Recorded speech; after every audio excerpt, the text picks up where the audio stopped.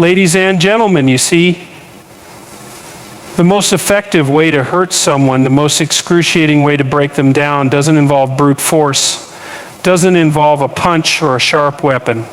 No, the most painful thing you can do to someone, the thing that eats away at their soul like a slow, steady poison, is to force them to face the truth about themselves.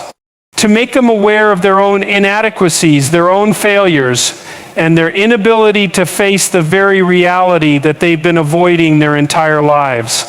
Human beings are remarkable in the way they construct narratives about themselves. These narratives serve as shields against the harsh realities of existence. People often walk around with a fragile, constructed identity that protects them from the chaos of life.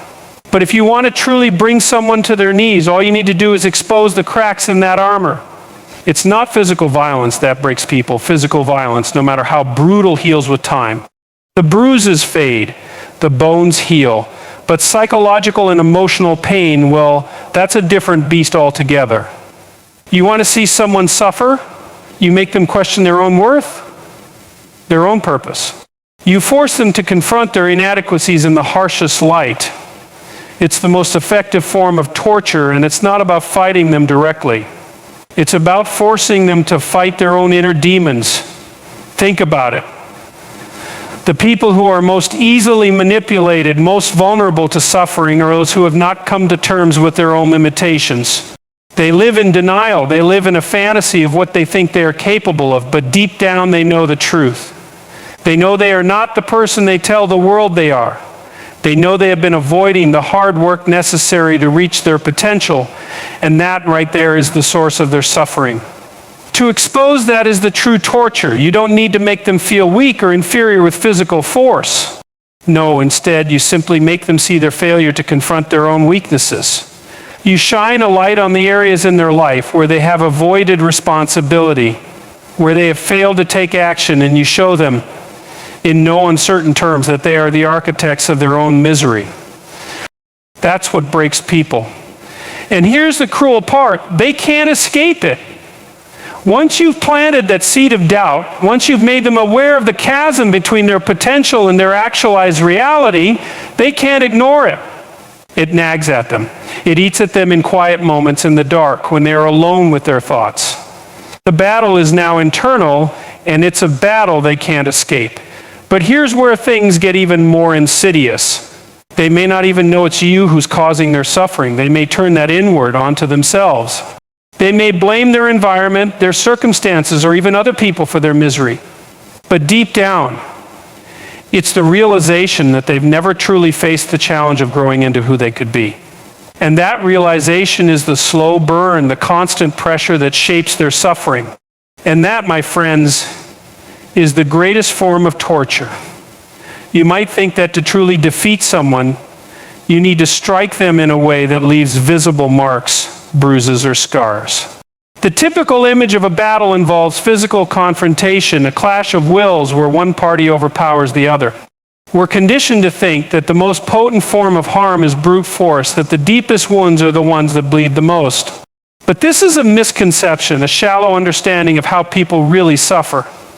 The truth is that the most profound, insidious form of suffering you can impose on someone doesn't involve laying a hand on them. No, the most effective way to break a person, to unravel their very sense of self, is by forcing them to reckon with their own weaknesses, failures, and shortcomings. You don't need to touch their body. All you need to do is expose the gap between who they believe they are and who they really are. Human beings construct stories about themselves, identities they hold onto to make sense of the world. These stories are protective mechanisms designed to shield us from the overwhelming truth of our own vulnerability. They help us avoid facing the chaos, the uncertainty, and the fact that life is filled with suffering, pain, and inevitable disappointment. People create these stories of strength, success, and invulnerability, often without realizing how fragile they are beneath the surface. These narratives are like a suit of armor, keeping them safe from the harshness of reality. But this armor isn't as invincible as it seems. If you want to truly torture someone, if you want to make them suffer in a way that cuts to the core, you don't have to engage in any sort of physical violence. Instead, you simply make them confront the truth that the armor they've built, the story they've told themselves, is a lie. The armor is not as impenetrable as they think it is. The story they've been living, the one they used to shield themselves from fear and inadequacy, is fragile, and if it's built on a foundation of denial. When a person is forced to acknowledge their own failures, those places where they have avoided responsibility, where they have failed to grow, where they have neglected to confront their limitations, they begin to fall apart. It's not an immediate collapse. No, it's a slow, gradual unraveling, like watching the fabric of their self-identity slowly tear away. The pain of this realization is excruciating because it's not the type of pain that heals with time. The physical wounds of a fight will heal. Bruises fade. Bones mend. But the emotional and psychological wounds that come from confronting your own inadequacies, they leave deep scars that linger long after the moment has passed. This is where the real torture lies. It's not in the immediate pain of a physical wound. It's in the constant, gnawing awareness that you are not who you tell yourself you are. You are not as strong as you pretend to be. You are not as capable as you wish to be. And perhaps the most painful of all, you know that you have the power to change, but you've avoided doing the hard work necessary to do so. You've constructed this narrative, this identity, that serves as a shield against the discomfort of change. And now you are forced to see that it was all a facade. This is the kind of suffering that sticks with people. It's a quiet, persistent form of torture that works its way deep into their psyche. It's like a constant reminder that they are not living up to their full potential, that they have not taken responsibility for their lives. Every time they look in the mirror, they are reminded of the gap between who they are and who they could be. It's a reminder that the world around them might not be the problem, they might be the problem. When you expose someone to this truth, when you make them face their own limitations, you don't need to physically harm them. The emotional and psychological toll of that realization is enough to break them. The battle is internal. It's a war within their own mind, and the pain doesn't fade with time. It lingers, haunting them in their moments of solitude and their quiet reflections. It's the kind of suffering that endures long after the external circumstances have passed. And that's what makes it the most effective form of torture.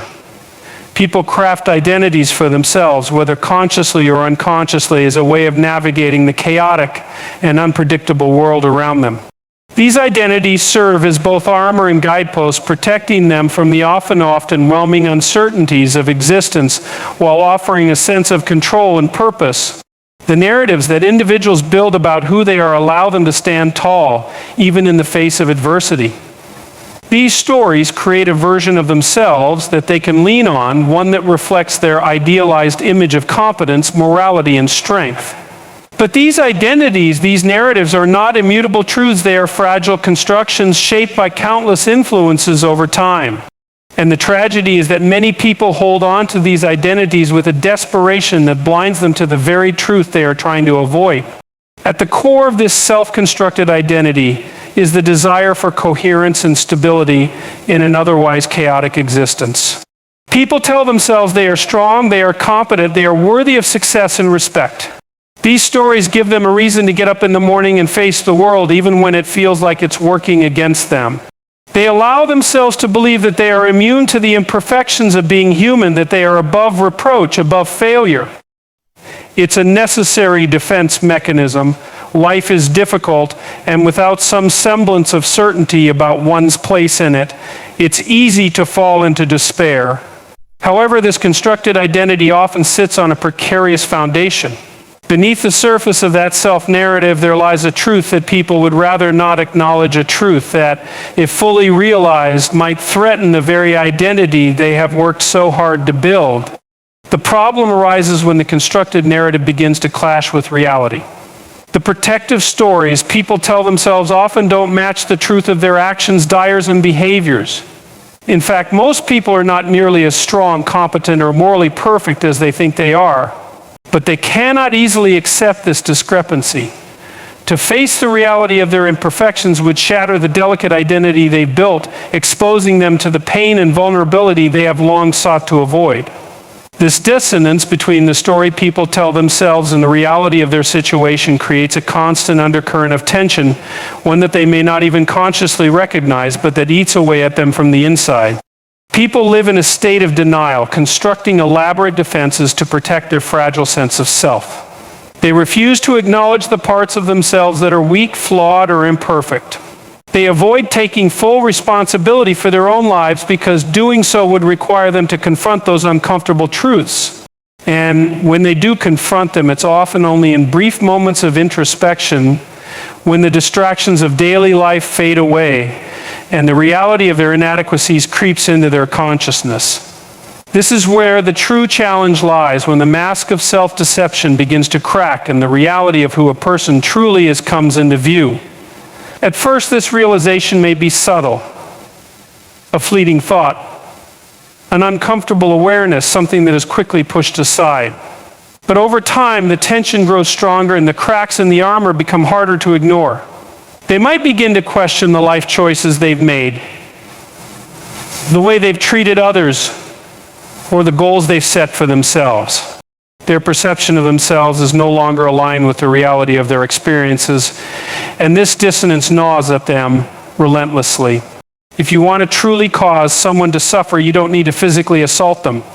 Instead, you merely need to expose the contradiction in their own narrative to make them aware that the identity they've so carefully curated is based on false assumptions and half-truths.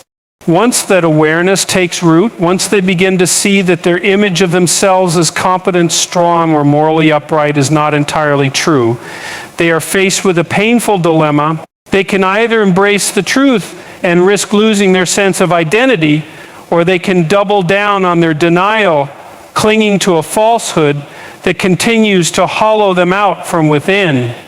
The real suffering then comes not from external forces, but from the brutal confrontation with one's own denial. The external world might change. It might throw challenges and obstacles in one's path, but the most excruciating pain comes from the realization that the person you've been telling yourself you are the person you thought you were isn't who you truly are. This is the existential crisis, the deep sense of discomfort that arises when the narrative you've constructed about yourself no longer holds up against the truth of your own experience.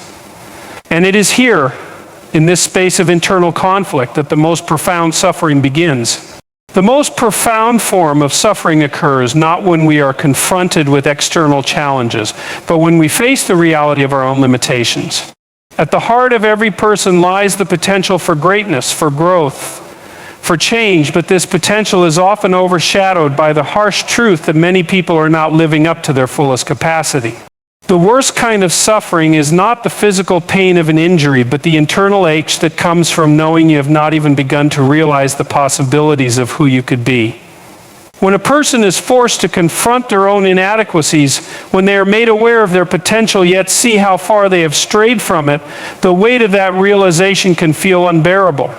Every human being possesses a vision of what they could become, an idealized version of themselves that exists in their mind as a beacon of what is possible.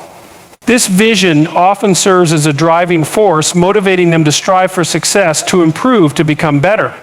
But this vision also represents a kind of shadow, a reminder of everything that a person has yet to achieve, everything they have yet to overcome.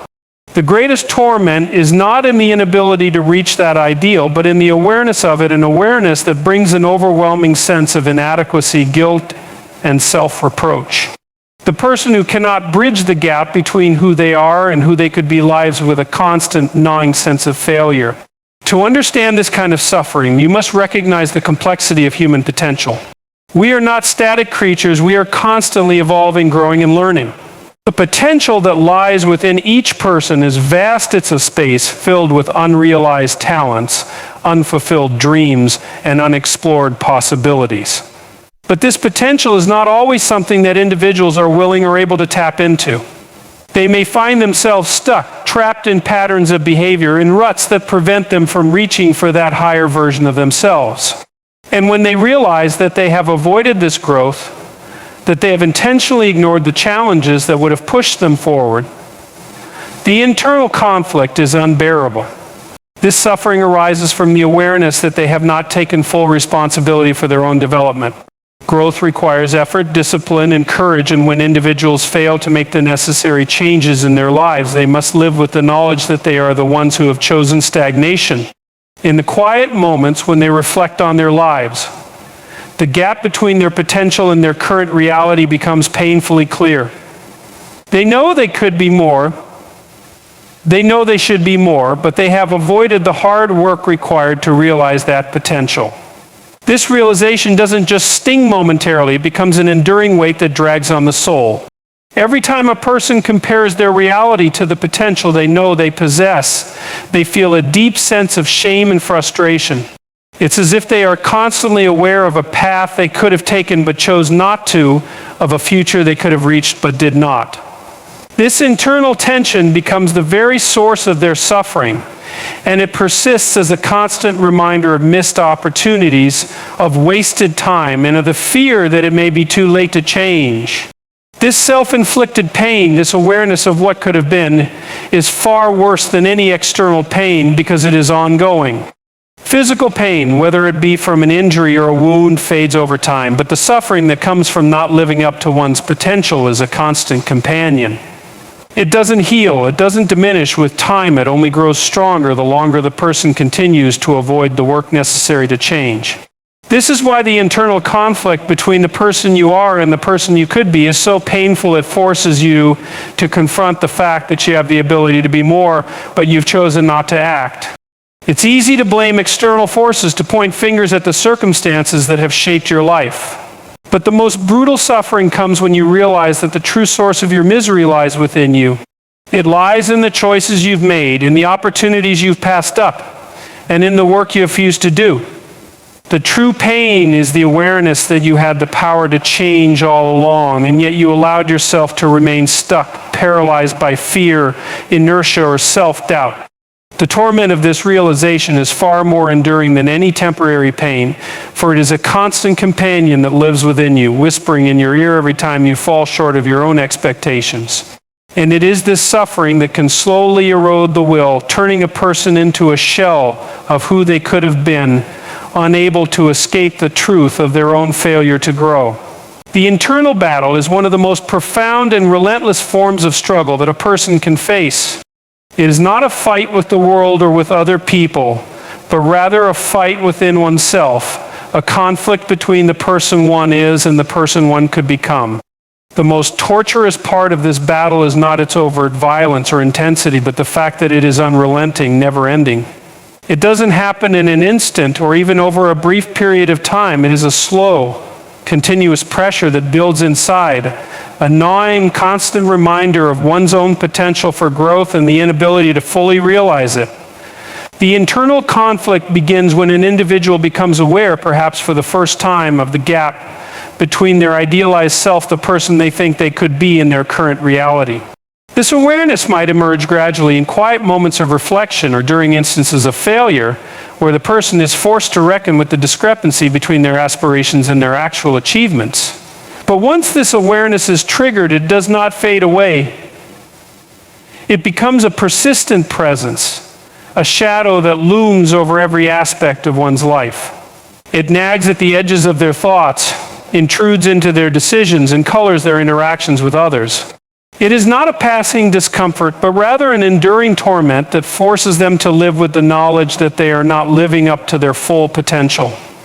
This internal battle is the very essence of human suffering because it is self-inflicted. While external suffering can be mitigated or even ignored, the internal conflict cannot be so easily avoided. Every time a person looks in the mirror, they are reminded of the dissonance between the life they have led and the life they know they are capable of living. Every time they face a challenge, there is a voice inside them that tells them they could handle it better, that they could be stronger, smarter, more capable. But instead of rising to the occasion, they often retreat, avoiding the difficult path that would force them to confront their weaknesses and overcome them.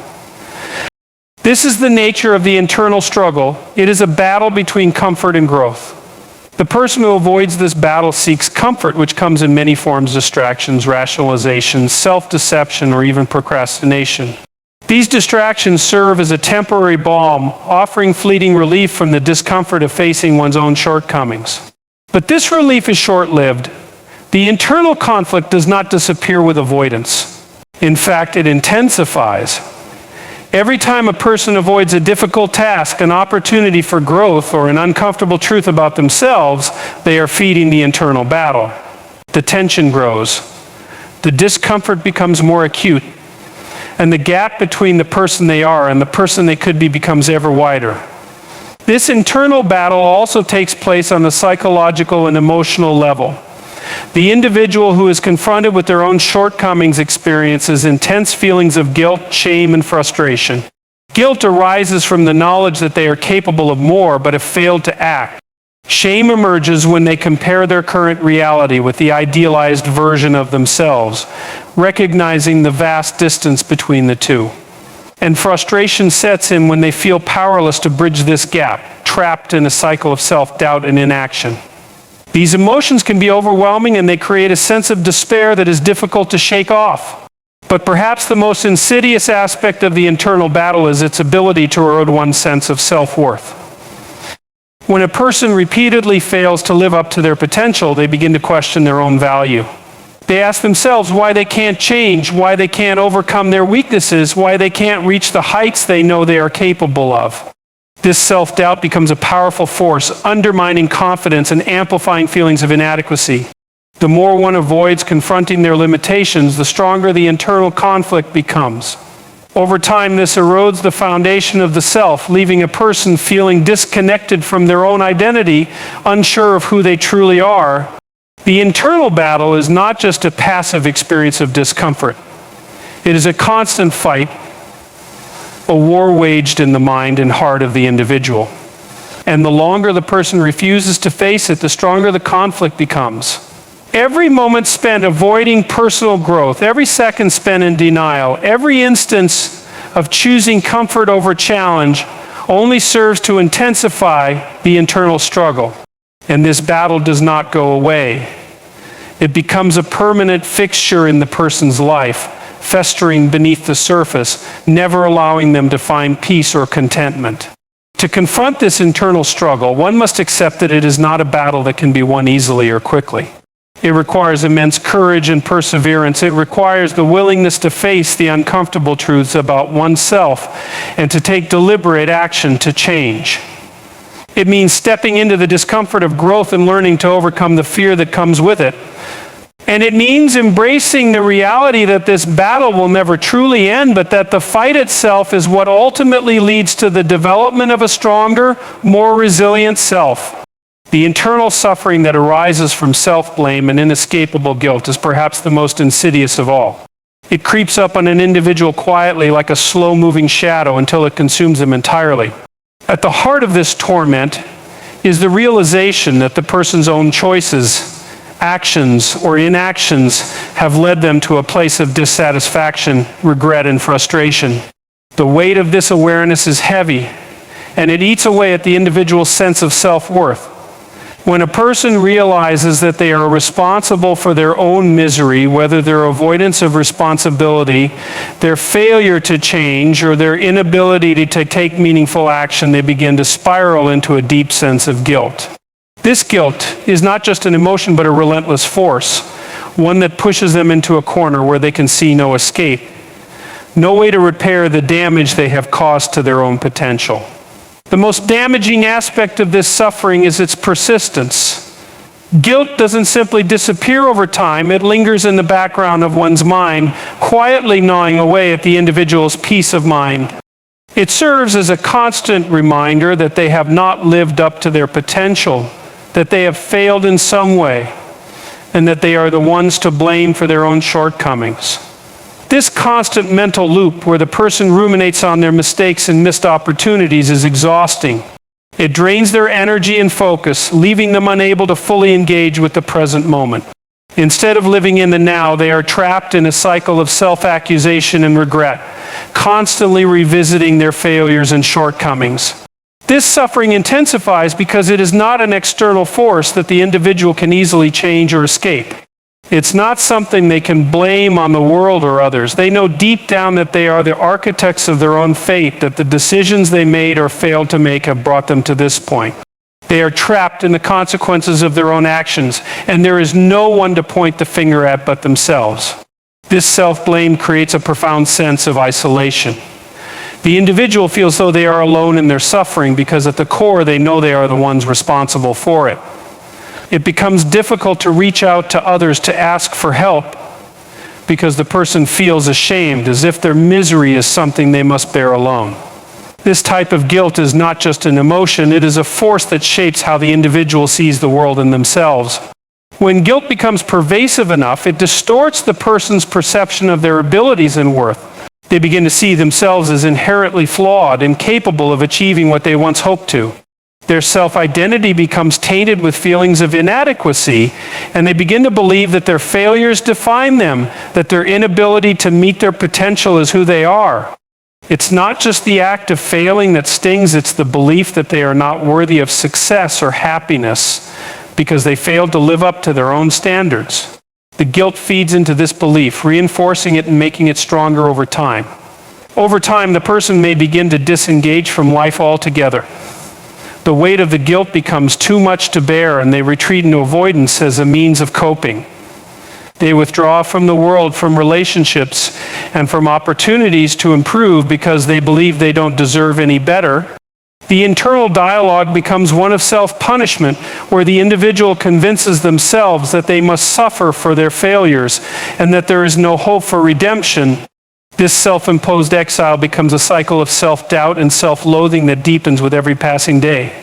What makes this form of suffering so devastating is that it has the potential to destroy one's ability to change. When guilt becomes all-consuming, it paralyzes the individual. The person feels as though they are trapped in a prison of their own making with no way to escape. They become overwhelmed by the weight of their past mistakes and their perceived failures, and they lose the belief that they can improve or make a difference in their future. The guilt convinces them that they are unworthy of change, unworthy of success, and unworthy of happiness. It convinces them that they are defined by their past mistakes and that they are powerless to overcome them. This internal suffering does not just affect the person's ability to achieve personal growth, it affects every aspect of their life. Their relationships may suffer as they become withdrawn, self-critical, or distant. Their career or personal aspirations may stagnate as they become paralyzed by the belief that they cannot succeed. And most tragically, their sense of self-worth may erode, leaving them with a diminished view of who they are and what they are capable of. In this way, the guilt that originates from self-blame becomes a self-fulfilling prophecy, a cycle that perpetuates an existence and prevents the person from breaking free. The most devastating thing about this type of suffering is that it can go unnoticed for a long time. The person may not even be aware of the depth of their own self-blame, as it often becomes ingrained in their way of thinking and living. The guilt becomes part of the fabric of their existence, so much so that they don't even recognize how much it controls them. And because the suffering is internal, it is often not visible to others. The person may appear outwardly fine, going through the motions of life, while silently carrying the immense weight of their own guilt and shame. This hidden suffering is the most insidious as it continues to erode the individual's sense of self and their potential, often without anyone ever noticing. In the end, the true terror is not the world nor other people, but the individual themselves. The greatest suffering one can endure comes not from external conflicts, but from the internal battles that rage quietly yet relentlessly within. These battles manifest as self-doubt, guilt, shame, and the crippling awareness of one's potential left unrealized.